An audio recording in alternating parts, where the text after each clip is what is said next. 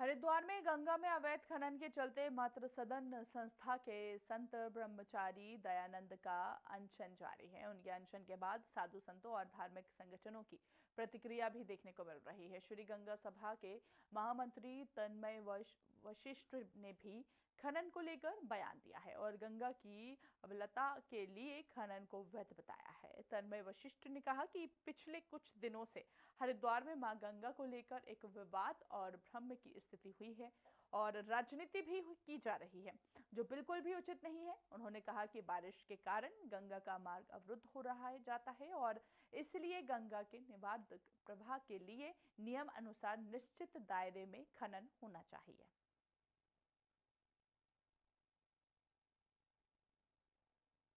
ना इस एक मैं कहूँगा कि एक तरह से एक राजनीति चल रही है कुछ लोगों के बीच में, आरोप प्रत्यारोप कुछ भी हैं,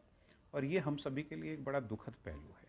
व्यक्तिगत मेरा ये मानना है कि माँ गंगा हमारे लिए आराध्य है, माँ गंगा पूजा अर्चना का विषय है, और जब हम माँ गंगा की बात आए तो माँ गंगा से आशीर्वाद, उनकी पूजा अर्चना और पाप और पुण्य का जो विषय है कि पापों को हरने वाली और पुण्य को प्रदान करने वाली माँ गंगा हमारे लिए वो स्थान रही है। जब माँ गंगा में होने वाले किसी कार्य के आधार पर, चाहे वो सरकारी नीति हो और चाहे लोगों का विरोध प्रदर्शन हो, ये कहीं ना कहीं हमें खेद पहुंचाता है। पहाड़ों से जब आती है तो निश्चित रूप से सिल्ट वगैरह भी आते हैं और कुछ पत्थर खनिज भी आते होंगे। बहुत टेक्निकल मुझे इस विषय में जानकारी नहीं है, लेकिन ये भी एक स्वाभाविक है कि उसका समतलीकरण करना